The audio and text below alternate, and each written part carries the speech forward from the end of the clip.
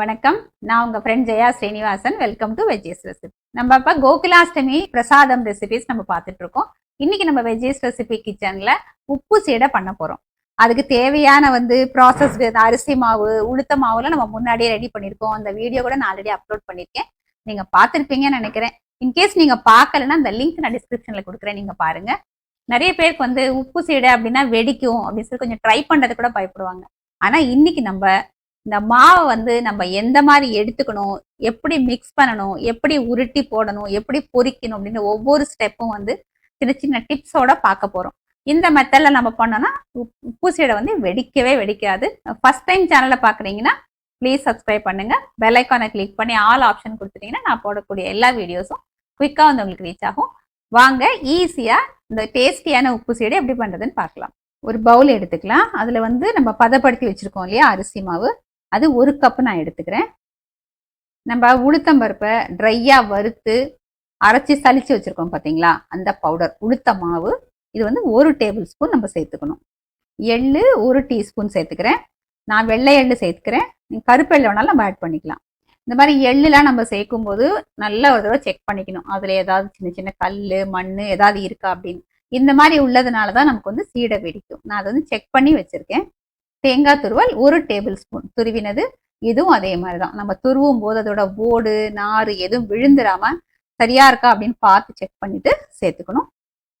வெண்ணெய், இது நம்ம வீட்டில் எடுத்ததாகவும் இருக்கலாம், இல்லை கடையில் வாங்கினதாகவும் இருக்கலாம். பாருங்க, இந்த ஸ்பூனால 1 ஸ்பூன், 1 டேபிள் ஸ்பூன் அப்படின்னு வச்சுக்கோங்க. இதை சேர்த்துருக்கேன். வெண்ணெய் ரூம் டெம்பரேச்சர்ல இருக்கணும். நம்ம ஃப்ரிட்ஜில் வச்சிருக்கோம் அப்படின்னா நம்ம யூஸ் பண்றதுக்கு கொஞ்சம் நேரத்துக்கு முன்னாடியே எடுத்து வச்சு இதை ரூம் டெம்பரேச்சருக்கு நம்ம கொண்டு வரணும். உப்பை கொஞ்சம் தண்ணியில போட்டு வச்சிருக்கேன். இது நல்லா கரைச்சிட்டு நம்ம இதுல சேர்த்துட்டோம் அப்படின்னா இந்த உப்புல கூட ஏதாவது கல் இருந்தா கூட நமக்கு அதனால கூட சீடை வெடிக்கும். அதனால இது கரையட்டும், இந்த பக்கம் வச்சிடுறேன். எப்பவுமே பெருங்காயத்தூள் சேர்க்கறதோட கட்டி பெருங்காயத்தை இந்த மாதிரி தண்ணியில கலந்து அந்த தண்ணியை நம்ம சேர்த்தோம் அப்படின்னா நல்லா வாசனையா இருக்கும். பாருங்க, நான் ஆல்ரெடி கொஞ்சம் நேரத்துக்கு முன்னாடியே நான் ஊற வச்சிருந்தேன். இந்த அளவுக்கு போதும். உப்பை தண்ணியில நல்லா கரைச்சிட்டேன். இப்போ இதை சேர்த்துக்கலாம். ஃபர்ஸ்ட் வேற தண்ணி எதுவும் நம்ம சேர்க்காம நம்ம இப்போ சேர்த்துருக்கிற வெண்ணெய், உளுத்த மாவு, உப்பு எல்லாமே போட்டிருக்கோம் இல்லையா, எல்லாத்தையும் நல்லா ஃபர்ஸ்ட் மிக்ஸ் பண்ணிக்கலாம். ஈவனா நம்ம சேர்த்துருக்கிற வெண்ணெய் மாவு ஃபுல்லாக நல்லா ஸ்ப்ரெட் ஆகணும். நான் சொன்னேன் இல்லையா, ஃப்ரிட்ஜ்ல இருந்து எடுத்து அப்படியே சேர்க்க வேண்டாம் அப்படின்னு. நம்ம ஃப்ரிட்ஜ்ல இருந்து எடுக்கும்போது அந்த வெண்ணெய் கொஞ்சம் ஹார்டா இருக்கும்.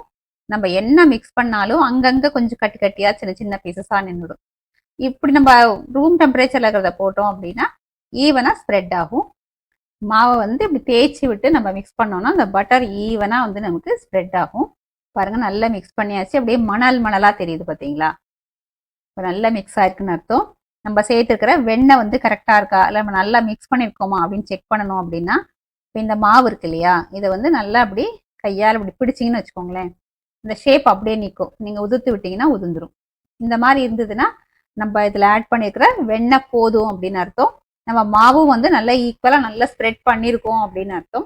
இப்போ இதில் கொஞ்சம் கொஞ்சமாக நம்ம தண்ணியை சேர்த்து மாவு மிக்ஸ் பண்ணிக்கணும். கொஞ்சம் சப்பாத்தி மாவு மாதிரி மிக்ஸ் பண்ணிக்கணும். தண்ணி ஒரேடியாக நிறைய சேர்த்துறாம கொஞ்சம் கொஞ்சமாக ஆட் பண்ணிக்கோங்க. ஏன்னா அரிசி மாவு அப்படிங்கிறனால நமக்கு ரொம்ப தண்ணி தேவைப்படாது. ஒரு தடவை தண்ணி தெளித்து நான் மாவை பிசைஞ்சு காமிச்சேன் இல்லையா, அதே அளவுக்கு திரும்பவும் தண்ணி தெளித்து இந்த மாதிரி பதத்துக்கு மாவு பிசைஞ்சிருக்கேன். கொஞ்சம் நல்லா சாஃப்டாக இருக்கணும். ரொம்ப ட்ரையாக இருந்ததுன்னா நம்ம அப்படி உருட்டி போடுவோம் இல்லையா, உருட்டும் போது அது உதிர ஆரம்பிச்சிடும். அதனால இந்த மாதிரி பக்குவத்துக்கு மாவு நம்ம பிசைஞ்சு வச்சுக்கணும். ஃபர்ஸ்ட் இப்போ நம்ம பிள்ளையார் பிடிச்சிக்கலாம். எப்பவுமே இந்த மாதிரி பட்சணங்கள் பண்ணும்போது பிள்ளையார் பிடிச்சிக்கணும். அது ரெட்டையா அப்படி பிடிச்சிக்கணும். பட்சணம் பண்ற பட்சணம் நல்லா வரணும். அதே நேரம் நம்ம எண்ணெய் வச்சு பண்றோம் இல்லையா, சேஃபா பண்ணணும் அப்படிங்கிற மாதிரியும் டேஸ்டாவும் வரணும், நல்லாவும் வரணும். அது வேண்டிட்டு பிள்ளையாரை பிடிச்சி வச்சுக்கணும். மாதிரி குங்குமம் வச்சுக்கணும். பிள்ளையார் அப்படி ஒரு பிளேட்ல வச்சு இப்படி சைடில் அப்படி வச்சிருவோம். கொஞ்சமா தேங்காய் எண்ணெய் எடுத்துட்டு இருக்கேன் கையில ஒட்டாம இருக்கிறதுக்காக. அந்த மாவுலேருந்து ஒரு பீஸ் இப்படி எடுத்துக்கலாம். எடுத்துட்டு இப்படி நீளமா இப்படி உருட்டிட்டோம்னு வச்சுக்கோங்களேன், நமக்கு ஈஸியா இருக்கும். சீடை பாருங்க எப்படி உருட்டணும், எப்படி உருட்டுனா வெடிக்காது அப்படிங்கிறத பாருங்க. இப்படி எடுத்து ரொம்ப பெருசா வேண்டாம், ரொம்ப சின்னதாக வேண்டாம், இந்த மாதிரி சைஸ்க்கு எடுத்துக்கலாம். ஜஸ்ட் இப்படி விரல் நுனியால இப்படி லேசா உருட்டிட்டு பாருங்க, ஷேப்லெஸ்ஸா தான் இருக்கு, அப்படியே போட்டுற வேண்டிதான். ரொம்ப வழுவழுன்னு நல்லா ரவுண்டா அப்படி ஷேப்பா அப்படி ஊட்டணும்னு அவசியமே இல்லை. சும்மா அப்படி இப்படி டக்கு டக்குன்னு பண்ணி போட்டுடலாம். பாருங்க, இப்படி கிள்ளி எடுத்துக்கிட்டோமா லேசா அப்படி ஒரு உருட்டு உருட்டி இப்படியே போட்டுற வேண்டிதான். சீடையை உருட்டி உடனே எண்ணெயில பொரிக்க கூடாது. இப்போ இந்த மாதிரி ஒரு பிளேட் வச்சுக்கோங்க. நீங்க எவ்வளவு பண்றீங்களோ அது அந்த மாதிரி பிளேட்ஸ் வச்சுக்கோங்க. இந்த பிளேட் கொள்ற அளவுக்கு உருட்டி சைட்ல வச்சிருங்க. ஃபர்ஸ்ட் உருட்டினதை நம்ம ஃபர்ஸ்ட் வந்து பொரிச்சு எடுத்துக்கலாம். இந்த மாதிரி எல்லாத்தையும் இந்த மாவு ஃபுல்லா நம்ம இந்த சீடை உருட்டிட்டு அதுக்கப்புறம் பொரிச்சு எடுத்துக்கலாம். இதே நமக்கு ஹெல்ப்புக்கு இருக்காங்க, நம்ம நிறைய பண்றோம் அப்படின்னு வச்சுக்கோங்களேன், அவங்களுக்கு ஒவ்வொருத்தவங்களோட கைவாக ஒவ்வொரு மாதிரி இருக்கும். ஒவ்வொருத்தவங்க சின்ன சின்னதா ஒட்டுவாங்க, ஒவ்வொருத்தவங்க பெருசு பெருசா ஒட்டுவாங்க. எல்லாத்தையும் நம்ம ஒன்னா மிக்ஸ் பண்ணி பொரிச்சோம் அப்படின்னா ஒண்ணு நல்லா பொரியும், ஒண்ணு பொரியாது, அந்த மாதிரி ஆயிடும். அப்போ அவங்கவுங்க பொரிக்கிறது தனித்தனி தட்டுல வாங்கிட்டு நீங்க தனித்தனியா தான் பொரிச்சு எடுத்துக்கணும். ஒன்னா மிக்ஸ் பண்ணோம் அப்படின்னா அது ஒண்ணு அப்படியே கடுக்குன்னு இருந்துரும், பொரியாம இருந்துரும், ஒண்ணு வந்து ஜாஸ்தி ப்ரௌன் ஆயிடும், அந்த மாதிரி ஆயிடும். எல்லா மாவையும் பாத்தீங்கன்னா இந்த மாதிரி சேடையா நான் உருட்டி வச்சுட்டேன். வேற வேற தட்டுல வச்சிருக்கேன் பாருங்க. ஃபர்ஸ்ட் நம்ம இது உருட்டி வச்சோம்ல, ஃபர்ஸ்ட் இப்ப நம்ம இதை பொரிக்க போறோம். எண்ணெய் பாருங்க நல்லா அப்படி மிதமான சூடா இருக்கணும், ரொம்ப வந்து எண்ணெய் புகஞ்சு சூடாக கூடாது. இப்ப நம்ம ஃபர்ஸ்ட் ஒரு தட்டுல எல்லாம் சீடை உருட்டி வச்சோம் இல்லையா, இது வந்து அப்படியே சேர்த்துக்கலாம். வெள்ளை சீடைக்கு தான் நம்ம கொஞ்சம் கொஞ்சமா போட்டுக்கணும். இந்த மாதிரி எண்ணெயில போட்டதுமே உடனே பெரட்டி எதுவும் பண்ணக்கூடாது, அப்படியே ஒரு 2 நிமிஷத்துக்கு விட்டுடணும். சீடை எண்ணெயில போட்டு 2 நிமிஷம் ஆயாச்சு. லேசா அப்படி கலந்து விடுவோம். மீடியம் ஃப்ளேம்ல வச்சு தான் நம்ம பொரிச்சுக்கணும். இது நல்லா பொரியட்டும். நடுவில் இந்த மாதிரி லேசா அப்படி திருப்பி விட்டுக்கணும். நல்ல பொறுமையா தான் பொரிச்சுக்கணும்.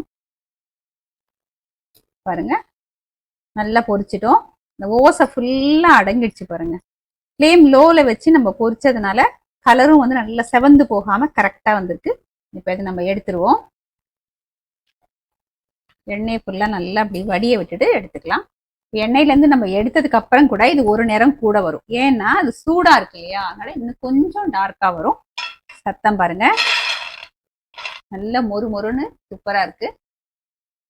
இந்த ஃபர்ஸ்ட் ஈடு நம்ம எடுத்தோம் இல்லையா, எண்ணெய் கொஞ்சம் சூடானதுக்கு அப்புறம் ஃப்ளேம் வந்து மீடியம் பண்ணிட்டு இதை போட்டுடலாம். இந்த அடுத்த செட்டு நான் தட்டுல உருட்டி வச்சிருக்கேன் இல்லையா, இதை போட்டுக்கலாம். இதெல்லாம் நம்ம ஒரே டைம்ல அப்படியே போட்டுக்கலாம். இதே மாதிரி நம்ம எல்லாத்தையும் பொரிச்சு எடுத்துக்கலாம். பாருங்க எல்லா செடியும் நம்ம பொரிச்சாச்சு. இதே நம்ம எண்ணெயில இருந்து எடுத்துக்கலாம். எல்லா செடியும் வந்து ஒரே கலர்ல பர்ஃபெக்டா பொரிஞ்சிருக்கு பாருங்க. இதை நம்ம சர்விங் பவுலுக்கு எடுத்துக்கலாம். உப்பு சீடை பர்ஃபெக்டா ரெடி பண்ணிட்டோம். கிருஷ்ணருக்கு நைவேத்தியமும் பண்ணியாச்சு.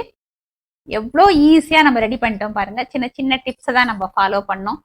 ஒரே மாதிரி கலர், நல்ல குட்டி குட்டியா ஒரே மாதிரி சைஸ்ல, கொஞ்சம் கூட வெடிக்காம பர்ஃபெக்டா ரெடி பண்ணிட்டோம். இப்ப நம்ம பிரசாதம் எடுத்துக்கலாம்.